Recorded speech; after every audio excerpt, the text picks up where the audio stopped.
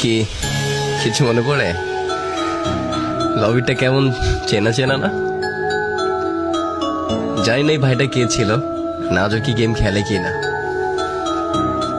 জানি না কি কারণে এই রেকর্ডটা আমি করেছিলাম, এখনো আছে। আমার প্রোফাইল দেখতেছিলাম, হয়তো এই দিনটার কারণেই যে একদিনে আমার এই ভিডিওটা দেখবো, প্রোফাইলটাকে দেখবো, হয়তো বা তারই কারণে আমি সেই প্রোফাইলটা দেখছিলাম, তারপরে রেকর্ডটা করছিলাম। হ্যাঁ, এটা দেখো, এটা কি এই লবিটার কথা মনে পড়ে? এখানে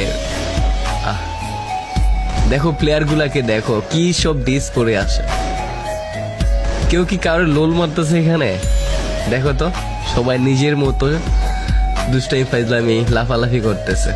আর এখনকার লবিতে যদি দেখে একটা প্লেয়ার ভালো ড্রেসআপ করা, ভালো লেভেল বা গেম মাস্টার প্লেয়ার বা হোক সেটা ভিভেজ, কখন তারে লুল মারবে, কখন তারে ইনসাল্ট করবে, অপমান করবে, বা কখন বলবে শালা বটের বাচ্চা খেলবি 1v1।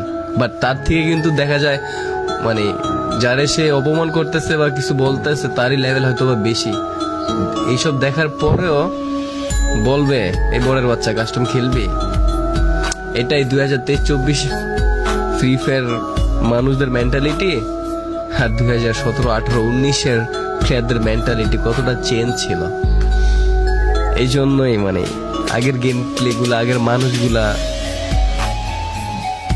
কথা ভাই দেখলে বা স্মৃতিগুলো দেখলে, মনে পড়লেই মনের ভিতরে জানি কেমন একটা শান্তি শান্তি লাগে।